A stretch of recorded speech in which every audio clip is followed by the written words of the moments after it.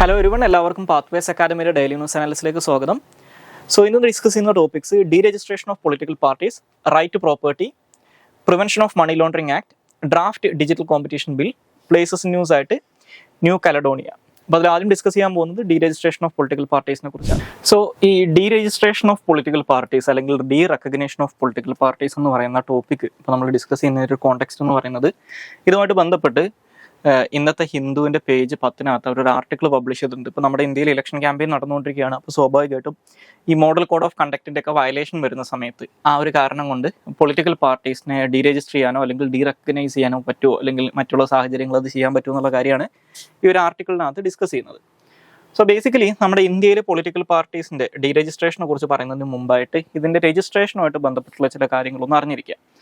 ഇന്ത്യയിലെ representation of peoples act 1951 section 29A political പാർട്ടീസിന്റെ രജിസ്ട്രേഷനെ കുറിച്ച് പറയുന്നത്. അപ്പോൾ ഇത്തരത്തിൽ ഒരു പൊളിറ്റിക്കൽ പാർട്ടിയെ രജിസ്റ്റർ ചെയ്യുന്ന സമയത്ത് ആ പാർട്ടി ഫോളോ ചെയ്യേണ്ട അല്ലെങ്കിൽ ആ രജിസ്ട്രേഷൻ പ്രോസസ്സിന്റെ ഭാഗമായിട്ട് ആ പാർട്ടിയുടെ ഭാഗത്തു നിന്ന് ചെയ്യേണ്ട ചില കണ്ടീഷൻസും ഈ സെക്ഷൻ 29A പറയുന്നുണ്ട്, അല്ലെങ്കിൽ ഇതുമായിട്ട് ബന്ധപ്പെട്ടിട്ടുള്ള റൂൾസിനകത്ത് പറയുന്നുണ്ട്. അപ്പോൾ അതിനകത്ത് പറയുന്ന കാര്യം എന്ന് പറയുന്നത് ഈ പറയുന്ന ഇത്തരത്തിൽ ആർട്ടിക്കിൾ ഈ സെക്ഷൻ 29A അനുസരിച്ച് ഒരു പൊളിറ്റിക്കൽ പാർട്ടിയുടെ രജിസ്ട്രേഷൻ നടത്തുന്ന സമയത്ത് ആ പൊളിറ്റിക്കൽ പാർട്ടിയുടെ മെമ്മോറാണ്ടം അല്ലെങ്കിൽ ആ പാർട്ടിയുടെ ഭരണഘടനയുടെ ഒരു കോപ്പി ഈ രജിസ്ട്രേഷൻ്റെ കൂടെ കൊടുക്കണം എന്ന് പറയുന്നുണ്ട്. അപ്പോൾ ആ ഭരണഘടനക്കകത്ത്, അതായത് ആ പാർട്ടിയുടെ വർക്കിങ്ങിനെ കുറിച്ച് പറയുന്ന അല്ലെങ്കിൽ ആ പാർട്ടിയെ കുറിച്ച് പറയുന്ന ആ പാർട്ടി ഭരണഘടനക്കകത്ത് കൃത്യമായിട്ട് ചില കാര്യങ്ങൾ പറഞ്ഞിരിക്കണം എന്നുണ്ട്. അതായത് ഒന്നാമതായിട്ട് ഇന്ത്യൻ കോൺസ്റ്റിറ്റ്യൂഷനോട് ട്രൂ ഫെയ്ത്ത് ആൻഡ് അലീജിയൻസ് ഈ പാർട്ടിക്ക് ഉണ്ടെന്നുള്ള കാര്യം ഈ ഭരണഘടനയിൽ പറഞ്ഞിട്ടുണ്ടാവണം. അതുപോലെ തന്നെ ഇന്ത്യൻ കോൺസ്റ്റിറ്റ്യൂഷനകത്ത് പറഞ്ഞിട്ടുള്ള സോഷ്യലിസം, സെക്യുലറിസം, ഡെമോക്രസി എന്നുള്ള പ്രിൻസിപ്പിൾസിനോടുള്ള അലീജിയൻസ് ഇതിനകത്ത് ഡിക്ലെയർ ചെയ്തിരിക്കണം. അതുപോലെ തന്നെ ഇന്ത്യയുടെ sovereignty, unity and integrity of India, ഈ 3 കാര്യങ്ങൾ അപ്ഹോൾഡ് ചെയ്യും എന്നും ഈ പാർട്ടി ആ പാർട്ടിയുടെ കോൺസ്റ്റിറ്റ്യൂഷനകത്ത് പരാമർശിച്ചിരിക്കണം എന്ന് പറയുന്നുണ്ട്. അപ്പോൾ ഇത്തരത്തിലുള്ള കാര്യങ്ങൾ ചെയ്യുന്ന അല്ലെങ്കിൽ ഇത്തരത്തിലുള്ള ഒരു ഭരണഘടനയുള്ള പൊളിറ്റിക്കൽ പാർട്ടീസിന് മാത്രമേ റെപ്രസെൻറ്റേഷൻ ഓഫ് പീപ്പിൾസ് ആക്ടിന്റെ സെക്ഷൻ 29A അനുസരിച്ച് ഇന്ത്യയിൽ ഒരു പൊളിറ്റിക്കൽ പാർട്ടിയായിട്ട് രജിസ്റ്റർ ചെയ്യാൻ പറ്റുള്ളൂ. ഇനി ഇത്തരത്തിൽ ഒരു പൊളിറ്റിക്കൽ പാർട്ടിയോടെ രജിസ്റ്റർ ചെയ്യപ്പെട്ട് കഴിഞ്ഞാൽ ആ പൊളിറ്റിക്കൽ പാർട്ടിക്ക് ചില ബെനിഫിറ്റ്സ് കിട്ടും. അപ്പോൾ ആ പൊളിറ്റിക്കൽ പാർട്ടിക്ക് രജിസ്റ്റേർഡ് ആയിട്ടുള്ള പൊളിറ്റിക്കൽ പാർട്ടികൾക്ക് ഇന്ത്യയിൽ കിട്ടുന്ന ചില ബെനിഫിറ്റ്സ് എന്ന് പറയുന്നത്, ഒന്ന്, ഇൻകം ടാക്സ് ആക്ടിന്റെ സെക്ഷൻ 39A അനുസരിച്ച് ഇവർക്ക് ടാക്സ് എക്സംഷൻ ഉണ്ട്. അതായത് പൊളിറ്റിക്കൽ പാർട്ടീസിന് കിട്ടുന്ന ഡൊണേഷൻസിലൂടെ കിട്ടുന്ന വരുമാനത്തിന് അവർ ഇൻകം ടാക്സ് അടക്കേണ്ടതില്ല, അതിന് അവർക്ക് ടാക്സ് എക്സംഷൻ ഉണ്ട്. രണ്ടാമതായിട്ട് അവർക്ക് ലോക്സഭ അതുപോലെ തന്നെ സ്റ്റേറ്റ് ലെജിസ്ലേറ്റീവ് അസംബ്ലി ഇലക്ഷൻസിനൊക്കെ കോമൺ സിമ്പിൾസ്, അതായത് ഇലക്ഷനിൽ പങ്കെടുക്കുന്നതിന് വേണ്ടിയിട്ട്, ഇലക്ഷൻസിൽ കണ്ടസ്റ്റ് ചെയ്യുന്നതിന് വേണ്ടിയിട്ടുള്ള കോമൺ സിമ്പിൾസ് അലോക്കേറ്റ് ചെയ്ത് കിട്ടും.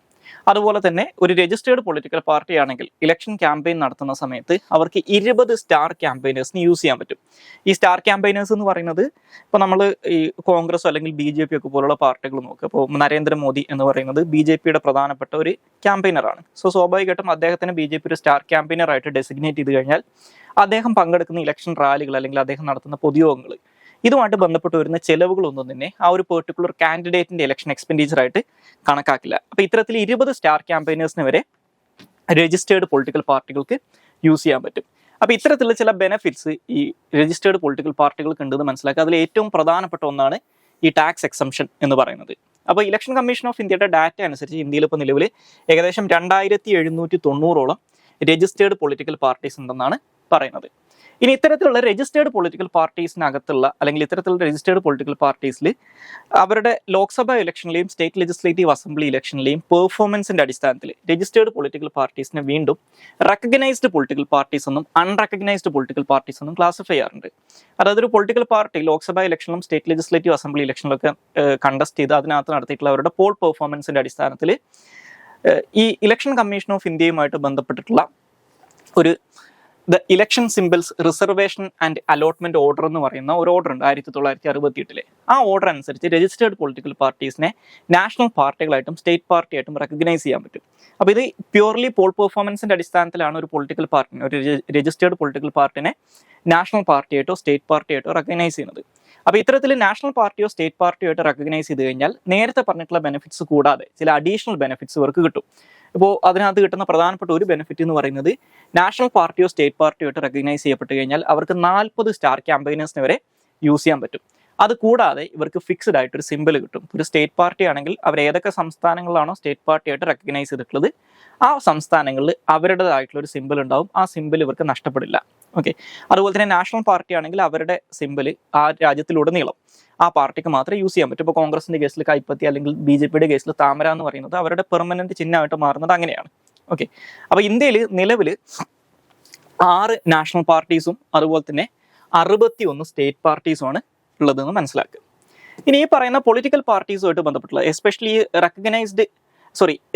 രജിസ്റ്റേർഡ് അൺറെക്കഗ്നൈസ്ഡ് പൊളിറ്റിക്കൽ പാർട്ടീസ് ഉണ്ട്. അതായത് ഈ നാഷണൽ പാർട്ടിയോ സ്റ്റേറ്റ് പാർട്ടിയോ ആയിട്ട് റെക്കഗ്നൈസ് ചെയ്യപ്പെടാത്ത എന്നാൽ രജിസ്റ്റേർഡ് ആയിട്ടുള്ള പൊളിറ്റിക്കൽ പാർട്ടീസ്. ഇപ്പം നേരത്തെ പറഞ്ഞ ഈ 2790 രജിസ്റ്റേർഡ് പൊളിറ്റിക്കൽ പാർട്ടിയിൽ വെറും 6 പാർട്ടികൾ മാത്രമേ നാഷണൽ പാർട്ടികളായിട്ട് റെക്കഗ്നൈസ് ചെയ്തിട്ടുള്ളൂ. 61 പാർട്ടികളാണ് സ്റ്റേറ്റ് പാർട്ടീസ് ആയിട്ട് റെക്കഗ്നൈസ് ചെയ്യപ്പെട്ടിട്ടുള്ളത്. സോ ബേസിക്കലി 67 പാർട്ടികൾ ഒഴികെയുള്ള ബാക്കിയുള്ള എല്ലാ പാർട്ടികളും അൺറെക്കഗ്നൈസ്ഡ് ആയിട്ടുള്ള പൊളിറ്റിക്കൽ പാർട്ടീസ് ആണ്. അവരെ വിളിക്കുക രജിസ്റ്റേർഡ് അൺറെക്കഗ്നൈസ്ഡ് പൊളിറ്റിക്കൽ പാർട്ടീസ് എന്നാണ്.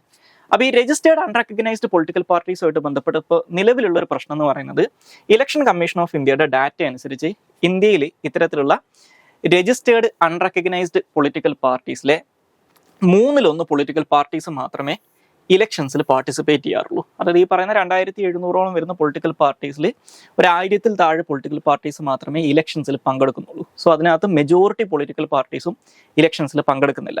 സോ ഇലക്ഷൻസിൽ പങ്കെടുക്കുന്നില്ല എന്ന് പറഞ്ഞു കഴിഞ്ഞാൽ നേരത്തെ പറഞ്ഞ ഈ ടാക്സ് ബെനിഫിറ്റ്സ് എല്ലാം തന്നെ ഇവർക്ക് കിട്ടുന്നുണ്ട്, പക്ഷെ ഇവർ തെരഞ്ഞെടുപ്പുകളിൽ മത്സരിക്കുന്നില്ല. അപ്പോൾ ഇതുമായിട്ട് ബന്ധപ്പെട്ടിട്ടുള്ള ഒരു റിസ്ക് എന്ന് പറയുന്നത് ഇത്തരത്തിലുള്ള പേപ്പർ പാർട്ടികൾ, അതായത് ഓൺ പേപ്പറിൽ മാത്രമേ ഇത്തരത്തിലൊരു പാർട്ടി ഉണ്ടാവുള്ളൂ. അപ്പോൾ ആ പാർട്ടികൾക്ക് കിട്ടുന്ന സംഭാവനകളുടെ പുറത്ത് അവർ ഇൻകം ടാക്സ് അടക്കേണ്ടതില്ല, പക്ഷെ ആ പാർട്ടികൾ ഇലക്ഷൻസിൽ കണ്ടസ്റ്റ് ചെയ്യുകയും ചെയ്യുന്നില്ല.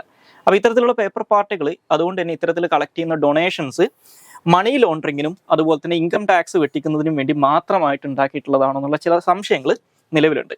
അപ്പോൾ ഇത് നിലനിൽക്കെയാണ് ഞാൻ നേരത്തെ പറഞ്ഞ ഡീരജിസ്ട്രേഷൻ ഓഫ് പൊളിറ്റിക്കൽ പാർട്ടീസ് എന്ന് പറയുന്ന എലമെന്റിന് ഒരു സിഗ്നിഫിക്കൻസ് വരുന്നത്. അതായത് ഇത്തരത്തിൽ ഇലക്ഷൻസിൽ പങ്കെടുക്കാത്ത ഇത്തരത്തിലുള്ള പേപ്പർ പാർട്ടികളെ ഡീരജിസ്റ്റർ ചെയ്യാൻ പറ്റുമോ എന്നൊരു ചോദ്യമുണ്ട്.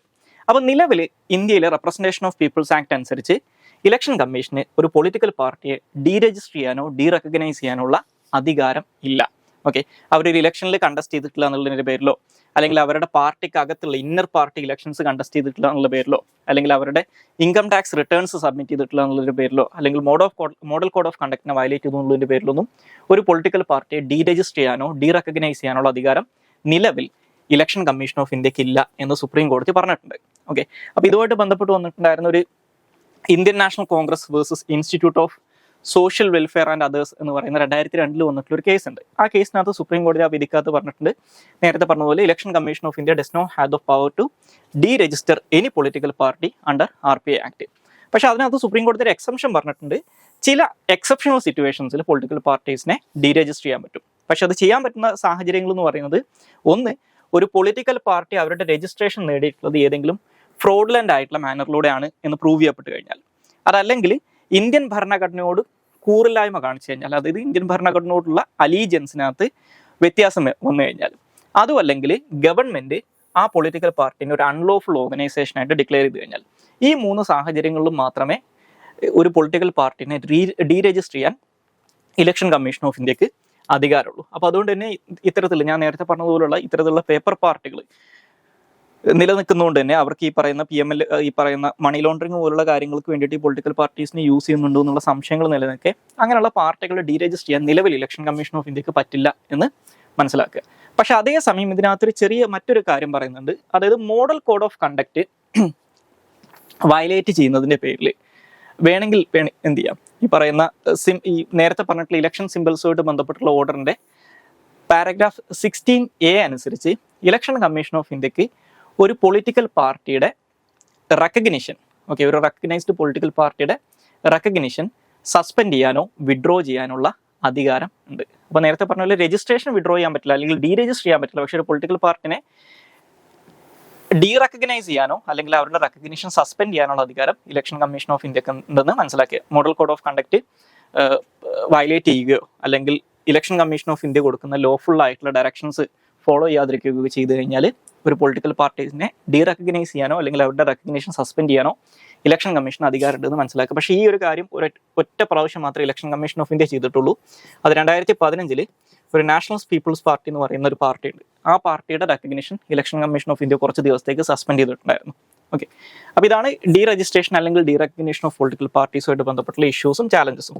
ഇനി അവസാനമായിട്ട് ഇതിനകത്ത് ഈ ഒരു പ്രശ്നം മറികടക്കുന്നതിനുള്ള ഒരു വേ ഫോർവേഡ് ആയിട്ട് പറയുന്നത് election commission of India electoral റിഫോംസുമായിട്ട് ബന്ധപ്പെട്ട് 2016 പബ്ലിഷ് ചെയ്തിട്ടുള്ള ഒരു മെമ്മോറാണ്ടം ഉണ്ട്. ആ മെമ്മോറാണ്ടത്തിനകത്ത് പറയുന്ന ഒരു കാര്യം എന്ന് പറയുന്നത് റെപ്രസെന്റേഷൻ ഓഫ് പീപ്പിൾസ് ആക്ടിനെ അമെൻഡ് ചെയ്തുകൊണ്ട് പൊളിറ്റിക്കൽ പാർട്ടീസിനെ ഡീരജിസ്റ്റർ ചെയ്യാനുള്ള അധികാരവും ഇലക്ഷൻ കമ്മീഷൻ ഓഫ് ഇന്ത്യക്ക് കൊടുക്കണം എന്നുള്ളൊരു പ്രപ്പോസൽ അവർ വെച്ചിട്ടുണ്ടായിരുന്നു. അതുപോലെ തന്നെ 2015 ലോ കമ്മീഷന്റെ 255 റിപ്പോർട്ടിനകത്തും ഇലക്ട്രൽ റിഫോംസുമായിട്ട് ബന്ധപ്പെട്ടിട്ടുള്ള റിപ്പോർട്ടായിരുന്നത്. അതിനകത്ത് ഈ ഡീരജിസ്ട്രേഷൻ ഓഫ് പൊളിറ്റിക്കൽ പാർട്ടീസിനെ കുറിച്ച് പറയുന്നുണ്ട്. അതായത് ഒരു പൊളിറ്റിക്കൽ പാർട്ടി 10 വർഷം കൺസിക്യൂട്ടീവായിട്ട് ഇലക്ഷൻസിൽ മത്സരിക്കാതിരുന്നു കഴിഞ്ഞാൽ ആ പൊളിറ്റിക്കൽ പാർട്ടീസിനെ ഡീരജിസ്റ്റർ ചെയ്യുന്നതിന് വേണ്ടിയിട്ടുള്ള നിയമനിർമ്മാണം നടത്തണം എന്ന് ഇലക്ഷൻ കമ്മീഷൻ ഓഫ് ഇന്ത്യയുടെ ഈ റിപ്പോർട്ടിനകത്ത് പറഞ്ഞിട്ടുണ്ടായിരുന്നു. ഓക്കെ, ഇനി നമുക്ക് അടുത്തതായിട്ട് ഡിസ്കസ് ചെയ്യാനുള്ള ടോപ്പിക്ക് റൈറ്റ് ടു പ്രൈവറ്റ് പ്രോപ്പർട്ടിയാണ്. അപ്പോൾ നമ്മുടെ ഇന്ത്യയിൽ ഈ റൈറ്റ് ടു പ്രൈവറ്റ് പ്രോപ്പർട്ടി ആയിട്ട് ബന്ധപ്പെട്ട് especially compulsory acquisition of property, അതായത് പൊതു ആയിട്ടുള്ള ആവശ്യങ്ങൾക്ക് വേണ്ടിയിട്ടുള്ള അക്വിസിഷൻ ഓഫ് പ്രോപ്പർട്ടിയും അതുപോലെ തന്നെ റൈറ്റ് ടു പ്രോപ്പർട്ടിയായിട്ട് ബന്ധപ്പെട്ട് ഇന്നത്തെ ഹിന്ദുവിൻ്റെ പേജ് 12 സുപ്രീം കോടതി ഇന്നലെ ഇതുമായിട്ട് ബന്ധപ്പെട്ട് പറഞ്ഞിട്ടുള്ള ഒരു വിധിയെ കുറിച്ചിട്ടുള്ളൊരു ന്യൂസ് പബ്ലിഷ് ചെയ്തിട്ടുണ്ട്. അപ്പോൾ ആ ഒരു കോണ്ടെക്സ്റ്റിലാണ് ഇതിനെക്കുറിച്ച് ഡിസ്കസ് ചെയ്യുന്നത്. അപ്പോൾ ബേസിക്കലി നമ്മുടെ ഇന്ത്യൻ കോൺസ്റ്റിറ്റ്യൂഷനിൽ, അതായത് ഒറിജിനലി ഉള്ള ഇന്ത്യൻ കോൺസ്റ്റിറ്റ്യൂഷനകത്ത് 1950 ഇന്ത്യൻ ഭരണഘടന നിലവിൽ വരുന്ന സമയത്ത് ഇന്ത്യൻ ഭരണഘടനയിൽ 2 സ്ഥലങ്ങളിൽ, അതായത് ഫണ്ടമെന്റൽ റൈറ്റ്സിനകത്ത് 2 റൈറ്റ് ടു പ്രോപ്പർട്ടിയെ കുറിച്ച് പറയുന്നുണ്ടായിരുന്നു. അതായത് ഇനീഷ്യലി റൈറ്റ് ടു പ്രോപ്പർട്ടി എന്ന് പറയുന്നത് ഇന്ത്യയിൽ ഒരു ഫണ്ടമെന്റൽ റൈറ്റ് ആയിരുന്നു. ഒന്നാമതായിട്ട് article 19(1)(f) right to acquire, hold and dispose property എന്ന് പറയുന്ന ഒരു ഫണ്ടമെന്റൽ റൈറ്റ് പറയുന്നുണ്ട്. അപ്പോൾ നിങ്ങൾക്ക് എല്ലാവർക്കും അറിയാം ആർട്ടിക്കിൾ 19 എന്ന് പറയുന്നത് ഇന്ത്യൻ സിറ്റിസൺസിന് മാത്രം അവൈലബിൾ ആയിട്ടുള്ള റൈറ്റ് ആണ്. അപ്പോൾ അതിനകത്ത് ആർട്ടിക്കിൾ 19(1)(f) എന്ന് പറയുന്ന പ്രൊവിഷനകത്ത് ഈ സ്വത്ത് ആർജിക്കാനും അത് കൈവശം വെക്കാനും അത് വിൽക്കാനുള്ള അധികാരം അല്ലെങ്കിൽ അവകാശം ഇന്ത്യൻ പൗരന്മാർക്കുണ്ടെന്ന് പറയുന്നുണ്ടായിരുന്നു. അതുപോലെ തന്നെ ആർട്ടിക്കിൾ 31 ഈ കമ്പൽസറി അക്വിസിഷൻ ഓഫ് പ്രോപ്പർട്ടിയായിട്ട് ബന്ധപ്പെട്ടുള്ള ചില കണ്ടീഷൻസ് പറയുന്നുണ്ട്. അതായത് ഒരു ആളുടെ പ്രോപ്പർട്ടി ഡിപ്രൈവ് ചെയ്യുന്ന സമയത്ത് അതൊരു നിയമത്തിന്റെ അടിസ്ഥാനത്തിൽ മാത്രമേ പറ്റുള്ളൂ എന്ന് ആർട്ടിക്കിൾ 31 പറയുന്നുണ്ടായിരുന്നു. പക്ഷേ ഈ ആർട്ടിക്കിൾ 31 അതുപോലെ തന്നെ ആർട്ടിക്കിൾ 19(1)(f) നമ്മുടെ ഇന്ത്യയിൽ ലാൻഡ് റിഫോംസ് നടപ്പിലാക്കുന്നതിൻ്റെ ഒരു തടസ്സമായിട്ട് നിൽക്കുന്നു എന്ന് മനസ്സിലാക്കിയതുകൊണ്ട് ഇന്ത്യൻ ഭരണഘടനയിൽ 1951 വന്നിട്ടുണ്ടായിരുന്ന ഫസ്റ്റ് കോൺസ്റ്റിറ്റ്യൂഷണൽ അമെൻമെന്റ് ആക്ട് തൊട്ടേ റൈറ്റ് ടു പ്രോപ്പർട്ടി എന്ന് പറയുന്ന ഫണ്ടമെന്റൽ റൈറ്റിനെ നമ്മുടെ ഇന്ത്യൻ ഭരണഘടനയിൽ പിന്നീട് വന്നിട്ടുള്ള അമെൻമെന്റുകളിലൂടെയൊക്കെ റെസ്ട്രിക്ട് ചെയ്ത് വരുന്നത് നമുക്ക് കാണാൻ സാധിക്കും. അതിന്റെ ഭാഗമായിട്ടാണ് ഈ പറയുന്ന ഫസ്റ്റ് കോൺസ്റ്റിറ്റ്യൂഷണൽ അമെൻമെന്റിലൂടെ ആർട്ടിക്കിൾ 31A അതുപോലെ തന്നെ 31B അതുപോലെ 9th ഷെഡ്യൂൾ ഈ ആർട്ടിക്കിളുകളെല്ലാം തന്നെ കോൺസ്റ്റിറ്റ്യൂഷനകത്ത് ഈ ഫസ്റ്റ് അമെൻമെന്റിൽ ആഡ് ചെയ്യപ്പെടുന്നത് റൈറ്റ് ടു പ്രോപ്പർട്ടി എന്ന് പറയുന്ന റൈറ്റിനെ റെസ്ട്രിക്ട് ചെയ്യുന്നതിന് വേണ്ടിയിട്ടാണ്. പിന്നീട് വന്നിട്ടുള്ള കൺസിക്യൂട്ടീവായിട്ട് വന്നിട്ടുള്ള പല കോൺസ്റ്റിറ്റ്യൂഷണൽ അമെൻമെന്റുകളിലൂടെയും ഗ്രാജുവലി റൈറ്റ് ടു പ്രോപ്പർട്ടി എന്ന് പറയുന്ന ഫണ്ടമെന്റൽ റൈറ്റിനെ റെസ്ട്രിക്ട് ചെയ്ത് ഇത് അവസാനം ഒരു ഹോളോഡ് ഔട്ട് ആയിട്ടുള്ള പ്രൊവിഷനായിട്ട് മാറുന്നുണ്ട്. അതായത് ഇത് കോൺസ്റ്റിറ്റ്യൂഷനകത്ത് ഒരു ഫണ്ടമെന്റൽ റൈറ്റ് ആയിട്ട് പറയുന്നുണ്ടെങ്കിലും ഇതുകൊണ്ട് വലിയ ഉപകാരമില്ലാത്തൊരു അവസ്ഥ വരുന്നത്. അങ്ങനെ ഇരിക്കുകയാണ് അവസാനം 1978 44th കോൺസ്റ്റിറ്റ്യൂഷണൽ അമെൻമെന്റിലൂടെ ഈ പറയുന്ന 2 ഫണ്ടമെന്റൽ റൈറ്റ്സും ആർട്ടിക്കിൾ 19(1)(f) അതുപോലെ തന്നെ ആർട്ടിക്കിൾ 31 ഫണ്ടമെന്റൽ റൈറ്റ്സിൽ നിന്ന് ഡിലീറ്റ് ചെയ്യുന്നത്. ഓക്കെ, അപ്പോൾ അതോടുകൂടി റൈറ്റ് ടു പ്രോപ്പർട്ടി എന്ന് പറയുന്നത് ഒരു ഫണ്ടമെന്റൽ റൈറ്റ് അല്ലാതായിട്ട് മാറി. അതേ അമെൻമെന്റിലൂടെ ഈ 44th അമെൻമെന്റിലൂടെ തന്നെ ഇതൊരു കോൺസ്റ്റിറ്റ്യൂഷണൽ റൈറ്റ് ആക്കി ആർട്ടിക്കിൾ 300A മാറ്റുന്നുണ്ട്. ആർട്ടിക്കിൾ 300A എന്ന് പറയുന്ന പുതിയൊരു പ്രൊവിഷൻ ആഡ് ചെയ്ത് ഈ ആർട്ടിക്കിൾ 31 പറഞ്ഞിട്ടുള്ള പ്രൊവിഷൻ അതിലേക്ക് മാറ്റി. അപ്പോൾ ആർട്ടിക്കിൾ 300A പറയുന്നത് no person shall be deprived of his property save by authority of law എന്നാണ്. അതായത് ഒരു നിയമത്തിന്റെ അടിസ്ഥാനത്തിലല്ലാതെ ഒരാളുടെയും പ്രോപ്പർട്ടി ഡിപ്രൈവ് ചെയ്യാൻ പാടില്ല എന്നാണ് പറയുന്നത്. പക്ഷേ save by authority of law എന്ന് പറയുന്നത് അതായത് ഒരു നിയമം ഉണ്ടെങ്കിൽ ഒരു നിയമത്തിന്റെ അടിസ്ഥാനത്തിൽ വേണമെങ്കിൽ ആളുകളുടെ പ്രോപ്പർട്ടി ഡിപ്രൈവ് ചെയ്യാൻ പറ്റും. അപ്പോൾ ഈ ഒരു കാര്യമായിട്ട് ബന്ധപ്പെട്ടിട്ടാണ് സുപ്രീം കോടതി ഇന്നലത്തെ വിധി പറഞ്ഞിട്ടുള്ളത്. അപ്പോൾ സുപ്രീം കോടതി അതിനകത്ത് പറയുന്നുണ്ട് റൈറ്റ് പ്രോപ്പർട്ടി എന്ന് പറയുന്നത് ബേസിക്കലി ഒരു ഹ്യൂമൻ റൈറ്റും കൂടിയാണ്. അതൊരു ഫണ്ടമെന്റൽ റൈറ്റ് അല്ലെങ്കിലും അതൊരു കോൺസ്റ്റിറ്റ്യൂഷണൽ റൈറ്റ് ആണ്. അതുകൂടാതെ ഒരു ഹ്യൂമൻ റൈറ്റ് ആണെന്ന് പറയുന്നുണ്ട്. അതുകൂടാതെ ഈ save by authority of law എന്നുള്ളതുകൊണ്ട് ഉദ്ദേശിക്കുന്നത് ഒരു നിയമം ഉണ്ടെങ്കിൽ തോന്നിയ പോലെ ഗവൺമെന്റിന് ഒരാളുടെ പ്രോപ്പർട്ടി ഡിപ്രൈവ് ചെയ്യാൻ പറ്റുന്നല്ല. അവിടെ കൃത്യമായിട്ട് ഡ്യൂ പ്രോസസ്സ് ഫോളോ ചെയ്തിരിക്കണം, അല്ലെങ്കിൽ പ്രൊസീജിയറലായിട്ടുള്ള ആസ്പെക്ട്സ് ഫോളോ ചെയ്തിരിക്കണം എന്ന് പറയുന്നുണ്ട്. അപ്പോൾ ഇതുമായിട്ട് ബന്ധപ്പെട്ട് ഇന്നലത്തെ സുപ്രീം കോടതി ജഡ്ജ്മെന്റിനകത്ത് ഈ പ്രോപ്പർട്ടി ഡിപ്രൈവ് ചെയ്യപ്പെടുന്ന സമയത്ത് ഈ പ്രൈവറ്റ് സിറ്റിസൺസിന് അവൈലബിൾ ആയിട്ടുള്ള ഒരു 7 പ്രൊസീജിയറൽ റൈറ്റ്സിനെ കുറിച്ച് പറയുന്നുണ്ട്. അപ്പോൾ ഈ പ്രൊസീജിയറൽ റൈറ്റ്സ് ഫോളോ ചെയ്ത് മാത്രമേ, അല്ലെങ്കിൽ ഈ പ്രൊസീജിയറൽ റൈറ്റ്സിനെ വയലേറ്റ് ചെയ്യാതെ മാത്രമേ സ്റ്റേറ്റിന് ഒരാളുടെ പ്രൈവറ്റ് പ്രോപ്പർട്ടി ഏറ്റെടുക്കാൻ പറ്റൂ എന്ന് പറയുന്നുണ്ട്. അപ്പോൾ ഏതൊക്കെയാണ് 7 പ്രൊസീജിയറൽ റൈറ്റ്സ്, ഈ സുപ്രീം കോടതി വിധിക്കകത്ത് പറഞ്ഞിട്ടുള്ള 7 പ്രൊസീജിയറൽ റൈറ്റ്സ് എന്ന് ജസ്റ്റ് ഒന്ന് അറിഞ്ഞിരിക്കുക. ഒന്നാമതായിട്ട് right to notice or the duty of the state to inform the person that it intends to acquire his property എന്നാണ്. അതായത് ഒരാളുടെ പ്രോപ്പർട്ടി സ്റ്റേറ്റ് ഏറ്റെടുക്കാൻ പോകുന്ന സമയത്ത് ആദ്യം അയാൾ ഇക്കാര്യം അറിയിച്ചിരിക്കണം. അതായത് അയാൾക്ക് നോട്ടീസ് കൊടുത്തിരിക്കണം, അല്ലെങ്കിൽ അയാളോട് നിങ്ങളുടെ പ്രോപ്പർട്ടി ഞങ്ങൾ ഏറ്റെടുക്കാൻ പോവുകയാണെന്നുള്ളൊരു കാര്യം കാലേക്കൂട്ടി അയാളെ അറിയിച്ചിരിക്കണം. രണ്ടാമതായിട്ട് പറയുന്നത്, ഈ പറയുന്ന പ്രോപ്പർട്ടി അക്വയർ ചെയ്യുന്നതുമായിട്ട് ബന്ധപ്പെട്ട് ആ പ്രോപ്പർട്ടി ഓണർക്ക് ഏതെങ്കിലും തരത്തിലുള്ള പരാതികൾ അല്ലെങ്കിൽ ഏതെങ്കിലും തരത്തിലുള്ള ഒബ്ജക്ഷൻസ് ഉണ്ടെങ്കിൽ ആ ഒബ്ജക്ഷൻസ് കേൾക്കാനുള്ള ഉത്തരവാദിത്തം സ്റ്റേറ്റിനുണ്ട്. മൂന്നാമതായിട്ട്, ഈ ഇത്തരത്തിലുള്ള പരാതികളോ കാര്യങ്ങളോ ഒക്കെ ഉണ്ടെങ്കിലും അല്ലെങ്കിൽ അല്ലാത്ത സാഹചര്യങ്ങളിലും ഈ സ്റ്റേറ്റ് കൃത്യമായിട്ട് ഈ പ്രോപ്പർട്ടി ടേക്ക് ഓവർ ചെയ്യാനുള്ള ഡിസിഷൻ, നേരത്തെ ഇൻറ്റൻഷൻ ആണ് പറഞ്ഞത്, രണ്ടാമതായിട്ട് ഇതൊരു ഡിസിഷൻ എടുത്തു കഴിഞ്ഞാൽ ഓക്കെ, ആ ഡിസിഷൻ ഇവരെ കൃത്യമായിട്ട് അറിയിച്ചിരിക്കണം. അപ്പോൾ ഒരു റീസെൻ്റ് ഡിസിഷനുള്ള അവകാശം ഈ പൗരനുണ്ട് എന്ന് പറയുന്നുണ്ട്. നാലാമതായിട്ട്, ഈ പ്രോപ്പർട്ടി അക്വയർ ചെയ്യുന്നത് ഒരു പബ്ലിക് പർപ്പസിന് വേണ്ടി, പൊതു ആവശ്യത്തിന് വേണ്ടി മാത്രമാണ്, okay, exclusively for public purpose ആണെന്നുള്ള കാര്യം ഡെമോൺസ്ട്രേറ്റ് ചെയ്യാനുള്ള ഉത്തരവാദിത്തം സ്റ്റേറ്റിനുണ്ട്. ഓക്കെ, അതൊരു പബ്ലിക് പർപ്പസിന് വേണ്ടി മാത്രമാണ് ഈ പ്രോപ്പർട്ടി ഏറ്റെടുക്കുന്നതെന്ന് സ്റ്റേറ്റ് ഉറപ്പ് കൊടുത്തിരിക്കണം. അഞ്ചാമതായിട്ട്, right to fair compensation of the citizen ആണ്. അതായത് ഏറ്റെടുക്കുന്ന പ്രോപ്പർട്ടിക്ക് കൃത്യമായിട്ടുള്ള നഷ്ടപരിഹാരം, ഫെയർ ആയിട്ടുള്ള കോമ്പൻസേഷൻ കൊടുത്തിരിക്കണം. ആറാമതായിട്ട് പറയുന്നത്, ഈ പറയുന്ന പ്രോപ്പർട്ടി അക്വിസിഷൻ്റെ പ്രോസസ്സ് വളരെ എഫിഷ്യൻ്റ് ആയിട്ടും ഒരു പ്രിസ്ക്രൈബ്ഡ് ടൈം ലിമിറ്റിനകത്തും കംപ്ലീറ്റ് ചെയ്യണം എന്ന് പറയുന്നുണ്ട്. ഏറ്റവും അവസാനം ഈ പറയുന്ന പ്രോപ്പർട്ടി ടേക്ക് ഓവറിൻ്റെ പ്രൊസീജിയർ കൺക്ലൂഡ് ചെയ്യണം എന്ന് പറയുന്നുണ്ട്. ഓക്കെ, അതാണ് റൈറ്റ് ഓഫ് കൺക്ലൂഷൻ എന്ന് പറയുന്നത്. അപ്പോൾ അതിനകത്ത് സുപ്രീം കോടതി പറയുന്നത്, ഒരാളുടെ പ്രോപ്പർട്ടി ടേക്ക് ഓവർ ചെയ്യുന്നതിന് വേണ്ടിയിട്ട് അയാളുടെ നഷ്ടപരിഹാരം കൊടുത്തതുകൊണ്ട് ഈ പ്രോപ്പർട്ടി ടേക്ക് ഓവർ ചെയ്തതായിട്ട് കണക്കാക്കില്ല. അതിൻ്റെ ഫിസിക്കൽ പൊസഷൻ, അതായത് ആ പ്രോപ്പർട്ടിയുടെ കൺട്രോൾ അല്ലെങ്കിൽ ആ പ്രോപ്പർട്ടിയുടെ മുകളിലുള്ള ഫിസിക്കൽ പൊസഷൻ ഗവൺമെൻറ് ഏറ്റെടുത്താൽ മാത്രമേ ആ പ്രോപ്പർട്ടി ടേക്ക് ഓവറിൻ്റെ പ്രൊസീജിയർ കൺക്ലൂഡ് ചെയ്തതായിട്ട് കണക്കാക്കാൻ പറ്റൂ എന്ന് പറയുന്നുണ്ട്. അപ്പോൾ ഈ പ്രോപ്പർട്ടി ടേക്ക് ഓവർ ചെയ്യുന്നതുമായിട്ട് ബന്ധപ്പെട്ട് ഇത്തരത്തിലുള്ള 7 പ്രൊസീജിയറൽ റൈറ്റ്സ് ഇന്ത്യൻ സിറ്റിസൺസിന് ഉണ്ട് എന്ന് ഈ ജഡ്ജ്മെന്റിനകത്ത് പറഞ്ഞിട്ടുണ്ട്. അപ്പോൾ ഇത് വളരെ പ്രധാനപ്പെട്ട ഒരു ജഡ്ജ്മെന്റ് ആണ്. സോ മെയിൻസിനൊക്കെ മേ ബി ചോദ്യം വരാം. അപ്പോൾ ജസ്റ്റ് ഇതൊന്ന് അറിഞ്ഞിരിക്കും. സോ ഇനി നമുക്ക് അടുത്തതായിട്ട് ഡിസ്കസ് ചെയ്യാനുള്ളത് ഡ്രാഫ്റ്റ് ഡിജിറ്റൽ കോമ്പറ്റീഷൻ ബില്ലിനെ കുറിച്ചാണ്. അപ്പോൾ ഇതുമായിട്ട് ബന്ധപ്പെട്ട് ഇന്നത്തെ ഇന്ത്യൻ എക്സ്പ്രസിന്റെ പേജ് 14 ഒരു ആർട്ടിക്കിൾ അവർ പബ്ലിഷ് ചെയ്തിട്ടുണ്ട്. സോ ബേസിക്കലി ഈ പറയുന്ന ഡിജിറ്റൽ കോമ്പറ്റീഷൻ ബില്ല് എന്ന് പറയുന്നത് യൂറോപ്യൻ യൂണിയൻ റീസെൻ്റ്ലി പാസ്സാക്കിയിട്ടുള്ള അല്ലെങ്കിൽ കഴിഞ്ഞ വർഷങ്ങളിൽ പാസ്സാക്കിയിട്ടുണ്ടായിരുന്ന ഒരു ഡിജിറ്റൽ മാർക്കറ്റ് ആക്ട് ഉണ്ട്. അതിന് സിമിലർ ആയിട്ട് ഇന്ത്യയിൽ ഇൻട്രൊഡ്യൂസ് ചെയ്യാൻ സാധ്യതയുള്ള ഒരു ബില്ലാണ് ഈ ബില്ലെന്ന് പറയുന്നത്. അപ്പോൾ ഇതിൻ്റെ പ്രധാനപ്പെട്ട പർപ്പസ് എന്ന് പറയുന്നത്, ഈ ടെക് ജയൻസ് ആയിട്ടുള്ള ഗൂഗിൾ, ഫേസ്ബുക്ക്, ആമസോൺ പോലുള്ള കമ്പനികൾ അവരുടെ സർവീസസിന് പ്രിഫറൻസ് കൊടുക്കുന്നതിൽ നിന്ന് അവരെ തടയുക, അതുപോലെ തന്നെ ഒരു കമ്പനി കളക്ട് ചെയ്തിട്ടുള്ള ഡാറ്റ മറ്റൊരു കമ്പനിക്ക് ബെനിഫിഷ്യൽ ആയിട്ടുള്ള രീതിയിൽ ഉപയോഗിക്കുന്നത് തടയുക തുടങ്ങിയ കാര്യങ്ങളാണ്. അപ്പോൾ ഈ ബില്ലിനകത്ത് പറയുന്ന പ്രധാനപ്പെട്ട ഇമ്പോർട്ടൻറ്റ് പ്രൊവിഷൻസ് എന്ന് പറയുന്നത്, ഒന്ന്, ഇതൊരു പ്രഡിക്റ്റീവ് റെഗുലേഷൻ ഉള്ള ബില്ലാണ്. പ്രഡിക്റ്റീവ് റെഗുലേഷൻ എന്ന് പറയുന്നത്, ഇപ്പോൾ എല്ലാ മേഖലകളിലും ഉള്ളതുപോലെ തന്നെ നമ്മുടെ ഈ ഡിജിറ്റൽ ഫീൽഡിനകത്തും ആൻറ്റി ട്രസ്റ്റ് ഇഷ്യൂസ് ഉണ്ടാകും, അല്ലെങ്കിൽ ഈ പറയുന്ന ഫെയർ കോമ്പറ്റീഷൻ എഗെയിൻസ്റ്റ് ആയിട്ട് വർക്ക് ചെയ്യുന്ന കുറേ പ്രശ്നങ്ങളുണ്ടാകും. അപ്പോൾ നമ്മുടെ ഇന്ത്യയിൽ നിലവിൽ ഈ മാർക്കറ്റിനകത്ത് ഒരു ഫെയർ കോമ്പറ്റീഷൻ എൻഷുർ ചെയ്യുന്നതിന് വേണ്ടിയിട്ട് കോമ്പറ്റീഷൻ ആക്ട് 2002 എന്ന് പറയുന്നൊരു നിയമമുണ്ട്. അപ്പോൾ ആ നിയമത്തിൻ്റെ ഒരു പ്രശ്നം എന്ന് പറയുന്നത്, ഇതൊരു ex post antitrust framework ഉള്ള നിയമമാണ്.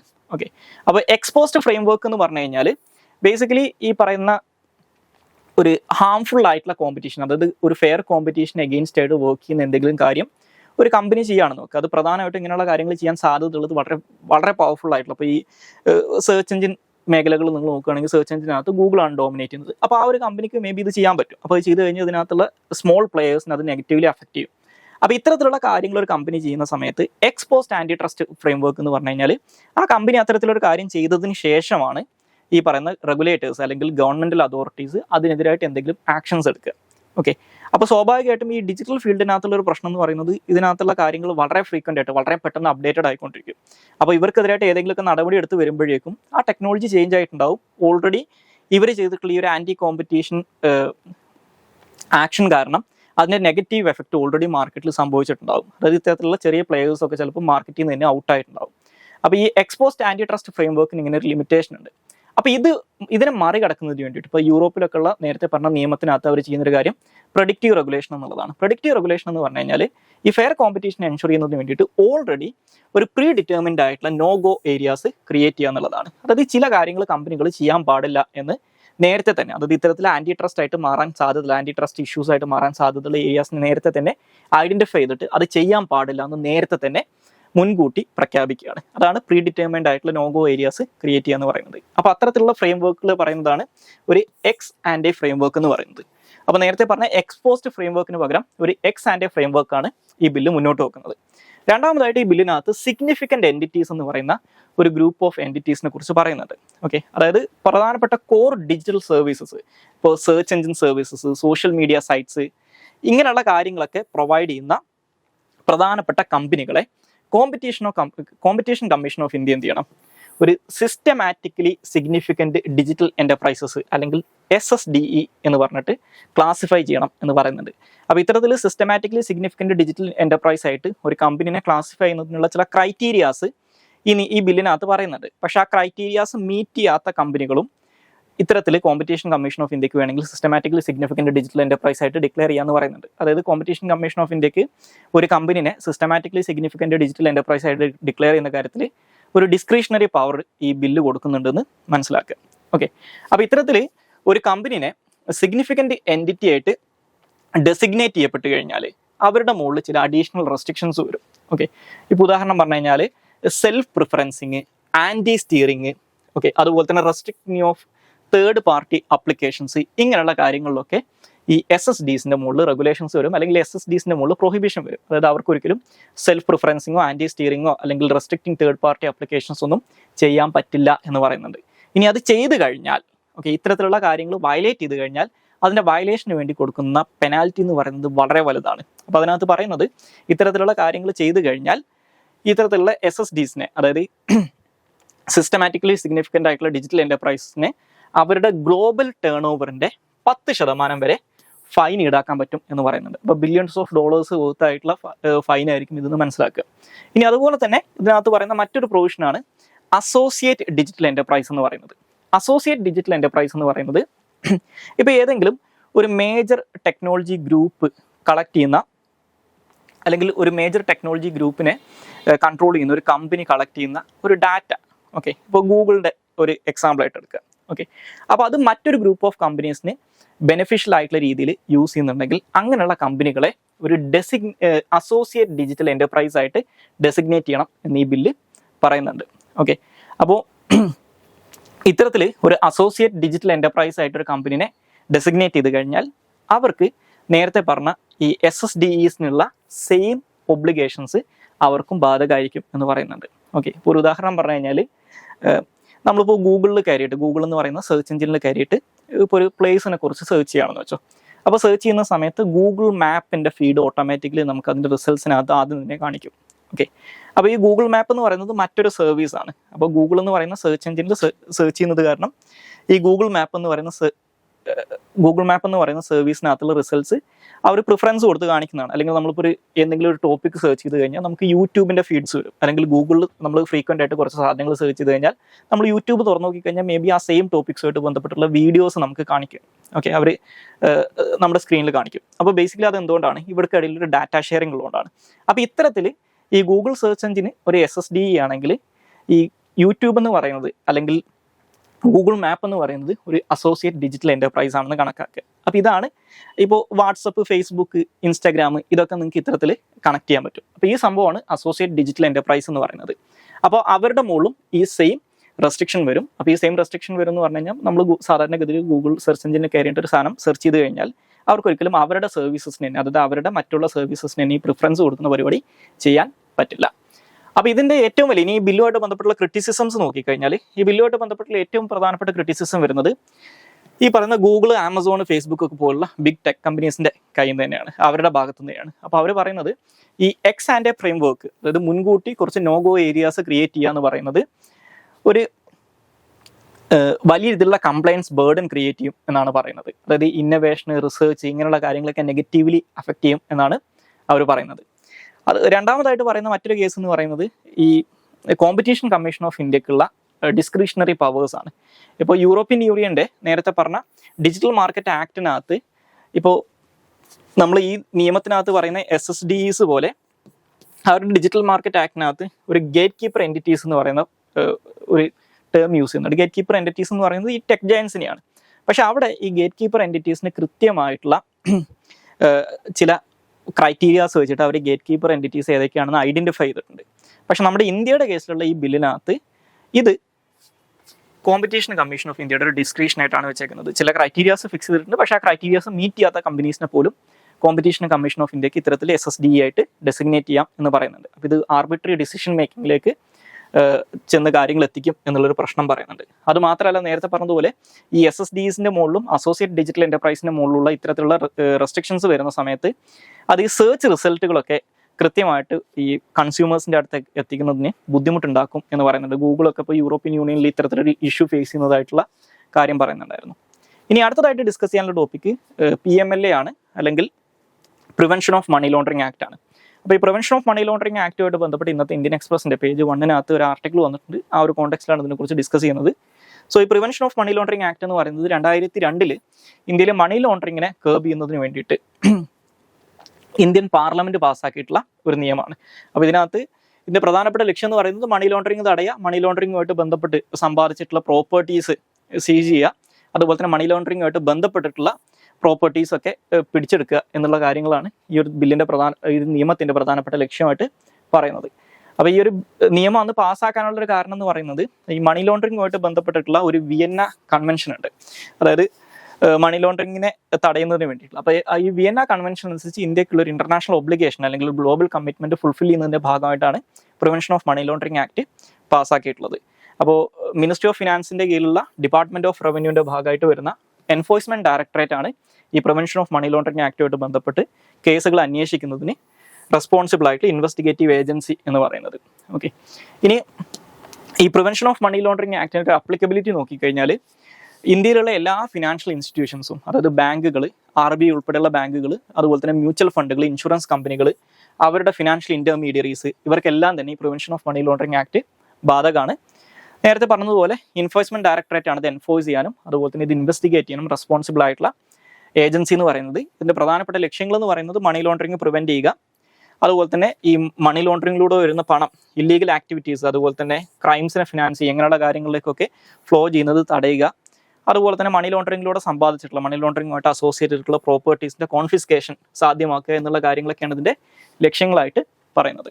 ഇനി മണി ലോണ്ടറിങ് ആക്ടിനകത്ത് പറയുന്ന പ്രധാനപ്പെട്ട പണിഷ്മെന്റുകൾ എന്ന് പറയുന്നത്, ഒന്ന് ഈ പറയുന്ന മണി ലോണ്ടറിങ്ങിലൂടെ സമ്പാദിച്ചിട്ടുള്ള സ്വത്ത്, അതുപോലെ തന്നെ അതുമായിട്ട് ബന്ധപ്പെട്ടുള്ള റെക്കോർഡ്സ് ഒക്കെ സീസ് ചെയ്യാൻ പറ്റും. അതുപോലെ തന്നെ ഈ ക്രിമിനൽ പ്രൊസീഡ്സിലൂടെ അക്വയർ ചെയ്തിട്ടുള്ള പ്രോപ്പർട്ടീസ് അറ്റാച്ച് ചെയ്യാൻ പറ്റും. മിനിമം 3 വർഷം പണിഷ്മെന്റ് അല്ലെങ്കിൽ ജയിൽ സെന്റൻസ് ആണ് ഇതിനുള്ള പണിഷ്മെന്റ് ആയിട്ട് പറയുന്നത്. അത് 7 വർഷം വരെ ജയിൽ സെന്റൻസിന് ഒരാളെ ശിക്ഷിക്കാം എന്ന് പറയുന്നുണ്ട്. അതുപോലെ തന്നെ ഇതിനകത്തുള്ള ഫൈൻ എന്ന് പറയുന്നത് അൺലിമിറ്റഡ് ആണ്, അതിനൊരു അപ്പർ ലിമിറ്റ് പറഞ്ഞിട്ടില്ല. ഓക്കെ, ഇനി ഏറ്റവും അവസാനമായിട്ട് ഡിസ്കസ് ചെയ്യാനുള്ളത് പ്ലേസസ് ന്യൂസ് ആണ്.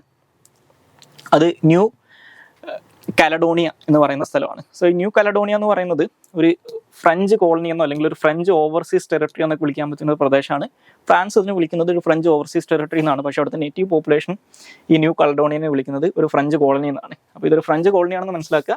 സൗത്ത് വെസ്റ്റ് പസഫിക്കിലാണ് ഇത് ലൊക്കേറ്റ് ചെയ്തിട്ടുള്ളത്. ബേസിക്കലി ഓസ്ട്രേലിയക്കും അതുപോലെ തന്നെ